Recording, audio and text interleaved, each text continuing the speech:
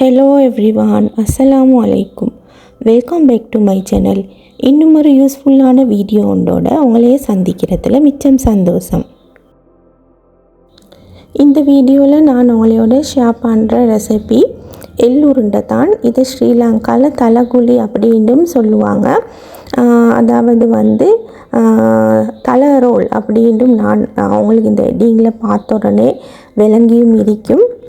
அந்த ஒரு ரெசிபியை தான் நான் உங்களோட ஷேர் பண்ண போகிறேன். உங்களுக்கு வீட்லேயே சின்னதாக ஒரு பிஸ்னஸ் ஸ்டார்ட் பண்ணணும்னா இது போல் ஒரு ரெசிபியை நீங்களும் வீட்டிலே இருந்து ஒரு கைத்தொழிலாக ஆரம்பிக்கலும் அவ்வளோ லாபம் தரக்கூடிய ஒரு வியாபாரம் அப்படின்னு தான் இது செல்லும். மூணு பொருள் இருந்தால் போதும். இதை ஈஸியாக செஞ்சிடவும் மேலும் அதே மாதிரி ஒரு சின்ன முதலீட்டில் நிறைய லாபம் தரக்கூடிய ஒரு ரெசிபி தான் இது. ஸோ அதனால தான் நான் உங்களோட ஷேர் பண்ணவும் விரும்பினேன். இப்போ வாங்க இதை எப்படி செய்கிறேன்னு பார்ப்போம். இதுக்கு நான் கருப்பட்டி எடுத்துக்கொண்டேன். முக்கியமாக இதுக்கு கருப்பட்டி தான் எடுக்கணும். நல்ல கருப்பட்டி அப்படின்னு இல்லை, பொதுவாக சாதாரணமாக சீனி கருப்பட்டி எடுத்தாலும் போதும். இது கொட்டை தேங்காய்டுவாங்க, காஞ்ச தேங்காய். அது தான் நான் இப்படி கிரேட் பண்ணி எடுத்துக்கொண்டேன். இது எள்ளை நான் வறுத்து எடுத்துக்கொண்டேன். இது மூணும் தான் இன்றைக்கி இந்த தலைகுலி செய்கிறதுக்கு தேவையான பொருட்கள். நான் கிரேட் பண்ணி வச்ச இந்த கொட்டை தேங்காவை தான் அரைச்செடுக்க போகிறேன். தேங்காவை முதல்ல அரைச்செடுத்த எங்களுக்கு ஈஸியாக இருக்கும். உங்களுக்கு கொட்டை தேங்காய் கிடைக்காட்டி நார்மலாக தேங்காவை துருவி எடுத்துக்கொண்டு அதை லைட்டாக வறுத்து எடுத்துக்கோங்க. இப்போ நான் இந்த தேங்காவெல்லாம் போட்டு கிரைண்டரில் நல்லா தூள் பண்ணி எடுக்க போகிறேன்.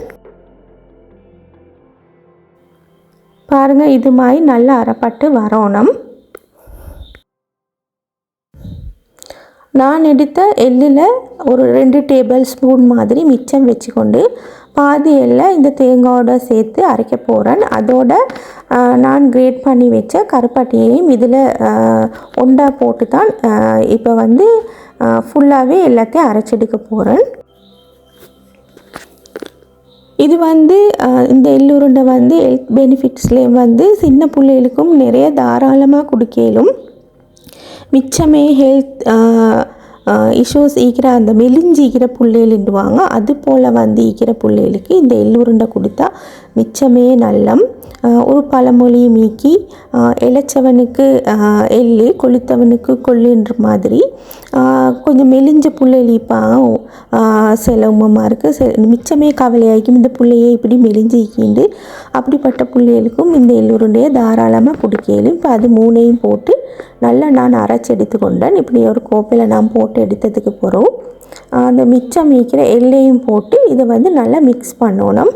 கையாலே நல்லா பிணைஞ்சு எடுத்துக்கொண்டா நல்லா.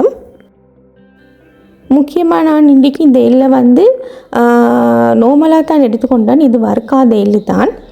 கடைகள் எடுக்கிறண்டா வறுக்காத எள்ளில் நிறைய கல்லுகளும் சின்ன மணல்களும் மீக்கும். ஸோ அதனால் அப்படி எள்ளு நீங்களும் எடுக்கிறண்டா எடுத்து ஒரு 2-3 தடவை அரைச்சி எடுத்துக்கோங்க. அப்போ தான் அதில் இருக்கிற கல் மணல் எல்லாம் இல்லாமல் போகும். நல்லா அரைச்சி எடுத்து கொண்டதுக்கு போகிறோம். அது தண்ணியை கொஞ்சம் வடித்து எடுத்ததுக்கு போகிறோம். எள்ளிட கொஞ்சம் மனம் வர காட்டியும் ஒரு 5 நிமிஷம் வறுத்து எடுத்துக்கோங்க. அவ்வளோதான்.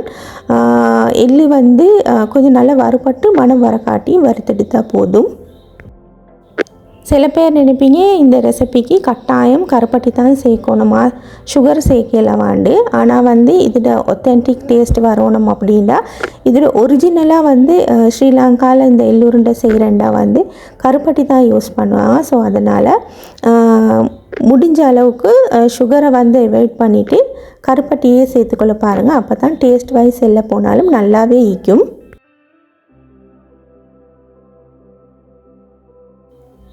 இப்போ ஃபுல்லாக பிணைஞ்சு எடுத்து அந்த மிக்சரை இப்படி கையால் போல்ஸ் பண்ணி இப்படி சிலிண்டர் ஷேப்புக்கு எடுத்துக்கொள்ளணும். இதுக்கு வந்து பெரிய கைத்தொழிலாக செய்கிறேன்டா வந்து சாதாரணமாக அந்த ஸ்ரீலங்காவில் வந்து எஸ்லோன் பட்டைக்கும் இந்த சைஸுக்கு அதை வெட்டி தான் அந்த ஷேப்புக்கு எடுப்பாங்க. அது உள்ளுக்கு போட்டு நான் அப்படியெல்லாம் எடுக்கலை. உங்களுக்கு விருப்பமாக இருந்தால் அப்படி எடுத்துக்கொள்ளையிலும். ஆனால் இப்படி எடுக்கிறது ஈஸியாக தான். இதே பட்டையெல்லாம் வெட்டி அதை ஷேப்புக்கு எடுக்க கையாலே செஞ்சாலும் அதே ஷேப்புக்கு தான் வரும், ஈஸியாகவும் மீக்கும். ஸோ அதனால தான் நான் உங்களுக்கு இப்படி செஞ்சு காட்டினேன்.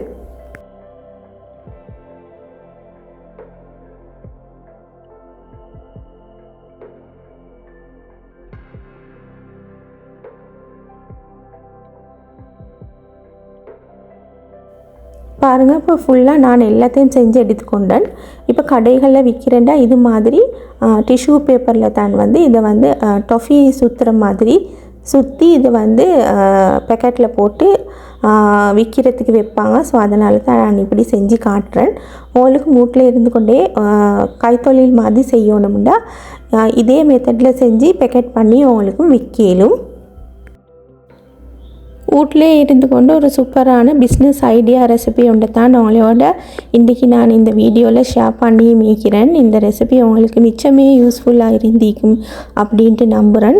இந்த வீடியோ பிடிச்சிருந்தால் அவங்களோட ஃப்ரெண்ட்ஸ் அண்ட் ஃபேமிலிக்கும் கட்டாயம் ஷேர் பண்ணுங்கள்.